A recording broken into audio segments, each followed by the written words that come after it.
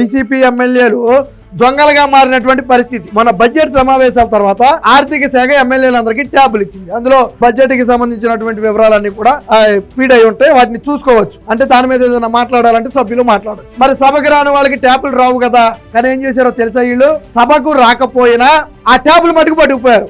ఇదొకటే కాదు, మళ్ళీ ఏంటి, అరకు కాఫీ గిరిజన శాఖ తరపున ప్రతి ఒక్కరికి కూడా ఒక అరకు కాఫీకి సంబంధించినటువంటి ఒక గిఫ్ట్ ప్యాక్, మంచి గిఫ్ట్ ప్యాక్ సభ్యులందరికీ కూడా ఇచ్చారు. మరి వీళ్ళు సమావేశాలకు రాలేదు, ఇలా గిఫ్ట్ ప్యాక్ రాదు కదా.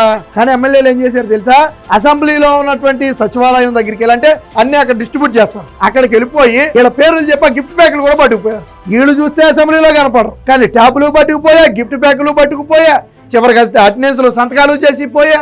మరి ఎంత దారుణమైన పరిస్థితి. వీళ్ళైనా చిన్నపిల్లల ప్రజలు ఏం అవకాశం ఇచ్చారు? అప్పుడు ఈ 11 నియోజకవర్గాల్లో సమస్యలు ఉంటాయి కదా, సమస్యలు ఉండవని నేను చెప్పను. ఏ ప్రభుత్వం ఉన్నా కొద్దిగా గొప్ప సమస్యలు ఉంటాయి. నువ్వు ఆ సమస్యలను అసెంబ్లీ దృష్టికి తేవాలి కదా, అవసరమైతే సంబంధిత మంత్రుల్ని, ముఖ్యమంత్రిని నిలదీయాలి కదా. మరి ఈ రోజు నువ్వు అసెంబ్లీలో మాట్లాడకపోతే నీ నియోజకవర్గ సమస్యలు ఎలా తెలుస్తాయి? ఆ 11 నియోజకవర్గాల ప్రజలకు ద్రోహం చేస్తున్నారు.